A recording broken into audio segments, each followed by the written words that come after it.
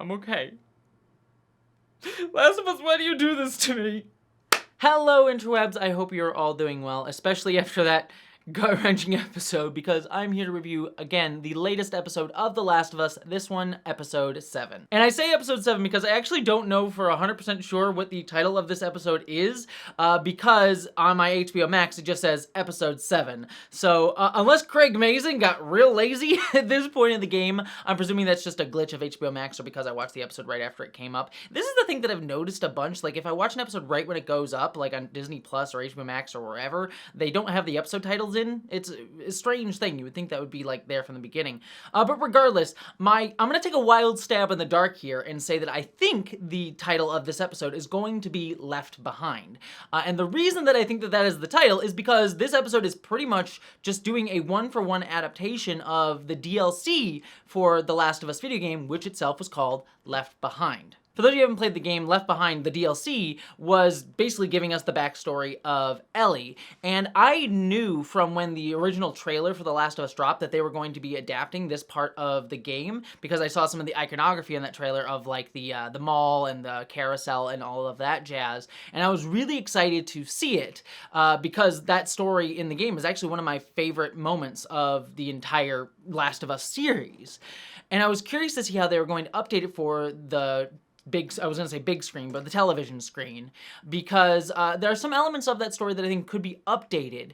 And I think that while this episode didn't necessarily update the things that I, was curious to see if they would, I actually think they're given a much different context in this show than they are in the game, in a way that I think really improves it. And I was also really curious to see how they were going to change this or not change this based off of episode 3 of The Last of Us, which gave us a really beautiful backstory for Bill and Frank that still like pulls my heart out every time I even just think about it. And that being such a wonderfully done queer story, and I was curious to see how that would affect me in terms of viewing this story, which I know ends much more traumatically and tragically for our characters. And I'll save the discussion of that and sort of my feelings on that for the end of this, because it will actually get complicated by some spoiler thoughts that I have going into like stuff that I know is coming down the pipe with both within this season and potentially in next season. So I'll save that for the end there. But in terms of the adaptation of this story, I actually want to talk first, even if you haven't played the game, the difference between this adaptation of it and where it is in the game, because I think one of the most interesting changes for me is the context of the story. Because in the game, Left Behind was actually a DLC that came out after the game was done, and it kind of was like flashing back to this moment in the game where Joel has been injured, and then kind of went back further to tell Ellie's backstory, but you kind of played it separately from the rest of the game after you finished the first game, presumably, or like the initial game itself. Whereas here they're telling the story within that context of it being part of the grander narrative. And for me, it's an interesting change, because in the game, the way that they do it is that there's like a big time jump after Joel gets injured, and you don't really know if Joel's alive or not. And they still may do that next episode. But here, you kind of just get a right continuation, and there's not that like drastic jump. You get to see a few moments with Ellie like trying to save Joel after the events of him getting stabbed. And so I think that that's a really interesting sort of shift in emotional context, instead of this having it be an isolated thing, but be part of the grander narrative. And I really liked how they incorporated that into the story, with Ellie sort of thinking back on it as she's trying to save Joel's life directly, which is still part of the DLC, but it has a different context when you're not as worried about it as a viewer about whether or not Joel's going to live or not, because you know the answer to that having played the rest of the game. And I won't say which it is, but it does change the context of it. And so I think that that just shifts it really interestingly for me. And then the other thing that they also add into this, and I actually have been holding it in my lap for a little bit, is they add in a few scenes from the comic book. If you haven't read this comic book, this actually takes place like a few months before Left Behind, and gives a little bit more of Ellie's backstory when she's in Fedra school, which we don't really get to see in the DLC, but we do in the comic. And while they don't adapt a ton of what this comic is, they adapt a few things from it, namely just Ellie's time at Fedra school, and I really loved adding that context, because I think it does quite a few different things going into the rest of the story, where we have Bella Ramsey and Storm Reed just killing it acting. I want to shove that out here right up front too, by the way. Bella and Storm amazing, especially Bella Ramsey, but both of them just were so amazing throughout this entire episode, and I'll praise certain moments. But getting back to Ellie in Fedra School, is I liked, number one, it kind of showcased to us the worlds in which these two girls live within, because as we gotta get further into it, like, both Ellie and Riley start having debates about the politics of the world that they live in. Whether, Fedra's these fascist assholes, or they provide structure that Ellie lives within and doesn't really have a context for outside of. Like, she doesn't really know anything outside of what it's like to live in a Fedra world. And so that's the kind of structure that she lives within and is rebelling against in her own way, but she doesn't really have a way to think about it other than that. And so it's just interesting when you see Riley and Ellie debate, like, oh, Fireflies are anarchists versus, and nothing wrong with anarchists, by the way, but they were using it as a derogatory. I'm sure Fedra's used anarchists as derogatory, versus, like, the fascists of Fedra. They don't really have a full context for what that means, because they don't really have a sense of the whole world that these systems work within. And I think Ellie even calls it out at the end. It's like, I don't even think you know what this battle is. And I think that she applies that to herself to a degree too. And it just showcases that these kids are living in a world that they don't really have much control within and have to work within these systems.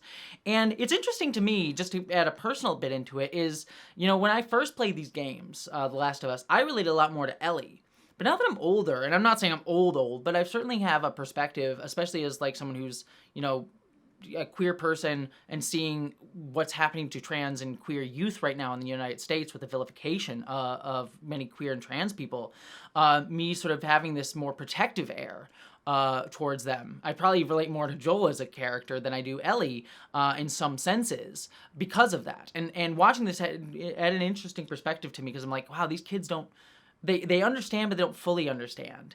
And that was just, I think, wonderfully articulated in a way that I don't know if I could have related to when I first played the games, but I'm certainly relating to now in an interesting way. I just found that fascinating.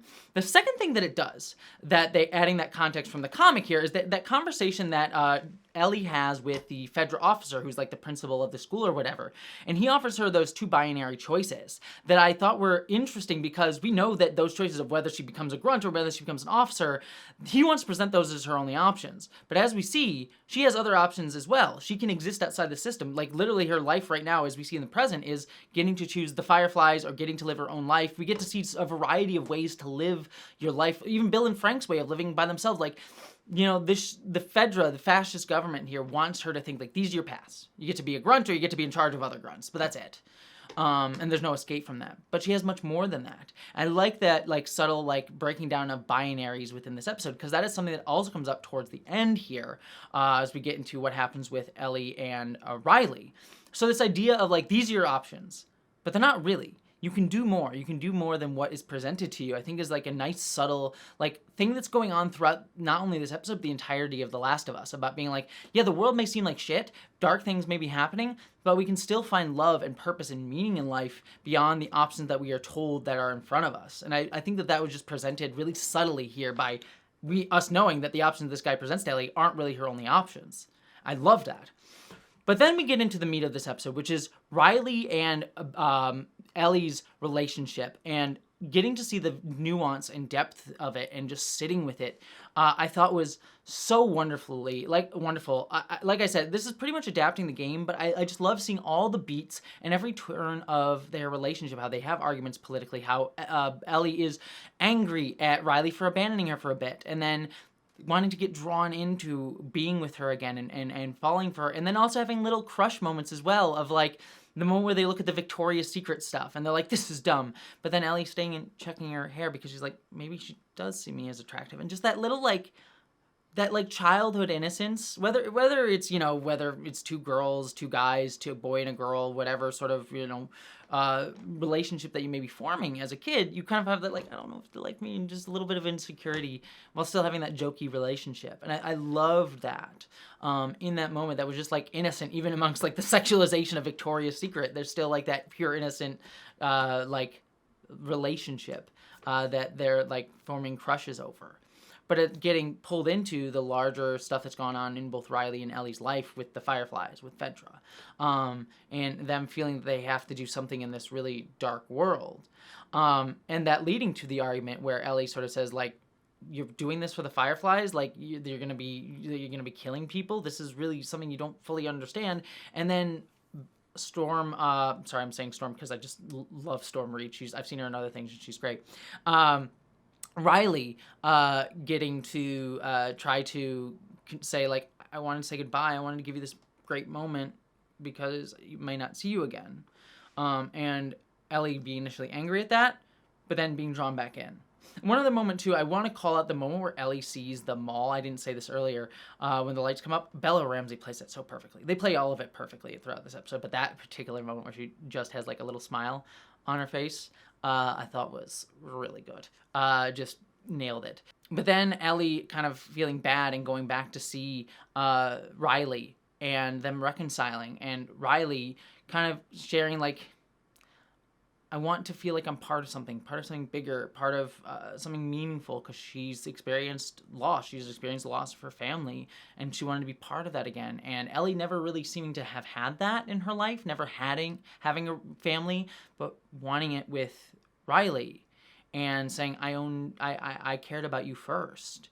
I thought was just an interesting, like, depthful look at both of them and where they are at in their history, even as kids already, how they've been influenced to sort of view relationships and desire in terms of where they want to fit in this world. I thought, and how their losses or lack thereof at this point informed that, I thought was really great. And then this leads to the clicker, which, by the way, I did find this interesting that there's only one infected, I should say, not clicker because it's slightly different, infected here versus the game where there was, like, a bunch of infected. I like how there's more weight on, like, one infected versus multiple infected than in the game. I think that's, like, feels more realistic than the very video game. You're like, let's shove 50 enemies at you instead of just one.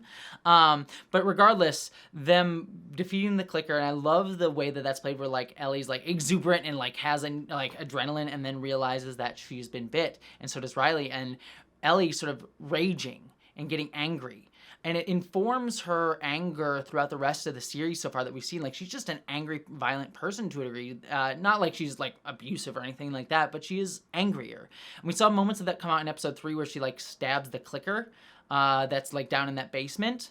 And I think that part of that is her anger at what the infected did to Riley and took from her.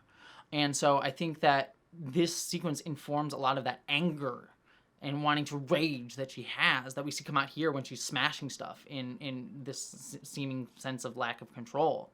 And then we get the wonderful sequence where Riley says, well, we can either choose to kill ourselves or we can hold on to every single moment that we have. And it's because Riley fights for that Ellie gets to live. Because they could have just, romantically Romeo and Julieted themselves in that moment.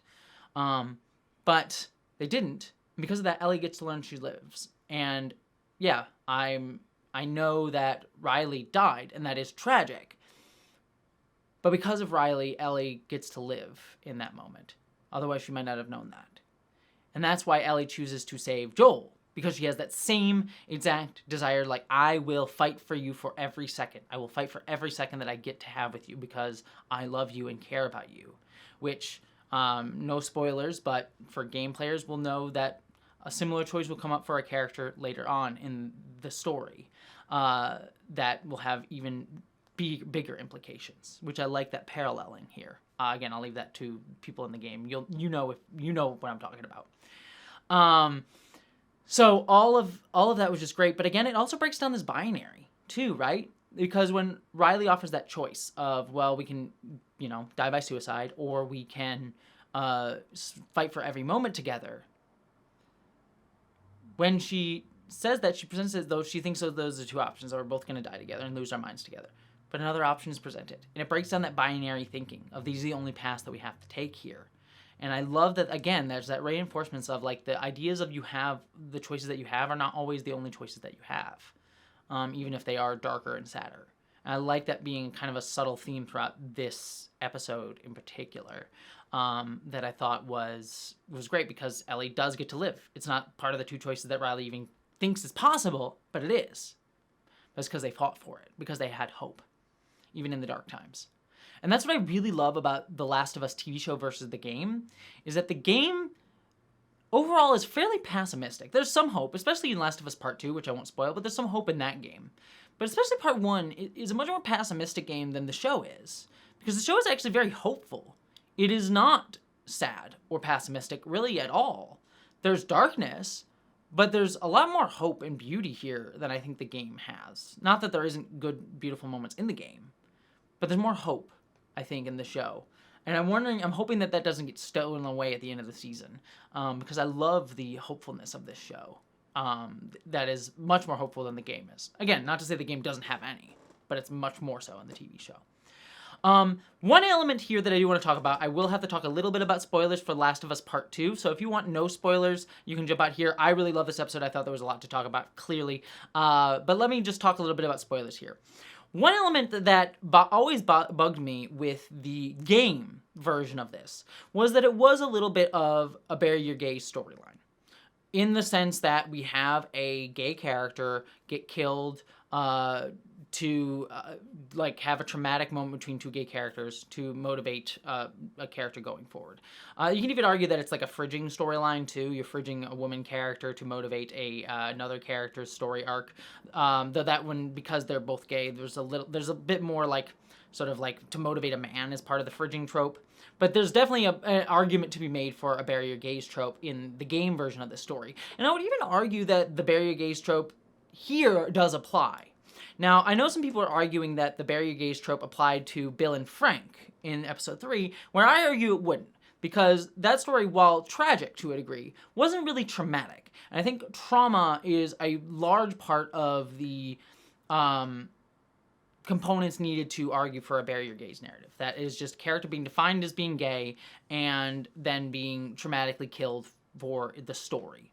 And I think, while I don't think Riley is only defined as being gay in this story, in fact, I think that's one of the least of her characteristics, other than, she is a partner to Ellie for a short while, or at least has a romantic interest in, they have some sort of feelings for each other. I don't think she's defined that way. She's much more defined, wanting to pursue being with the Fireflies, or her, loss of her family. So I think they eschew that a lot more here. But there is an element of there being a, traumatic backstory here that I think, exists in both the TV and video game versions for a gay character. But I weirdly like it better in this context for two reasons. One, we had the Bill and Frank story, which I think, having such a beautiful queer love story told by queer, directors and some actors in that story, I think helps negate, this isn't a show just trying to, just use gay people for their story. I think that to tell their plot. So I think that they're much more inclusive of queer folks in this story. Plus, you also have Ellie existing, too.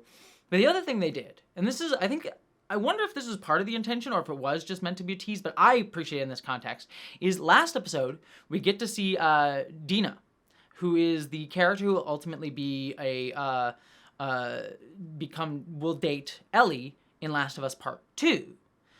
And by quick showing us that she exists last episode and telling us, yes, we will get to her. Even if it was just a little Easter egg for people who noticed her character briefly looking at Ellie last episode. It was just a brief, snippet. But by showing us her, it's kind of the show promising, giving a small promise of, hey, there are other queer characters that exist in this world and get to live. And remind you of that. Because if you play Last of Us Part 2, you know that she's actually one of the few characters that gets to live in that game. And so does Ellie, too. So two queer characters get to live.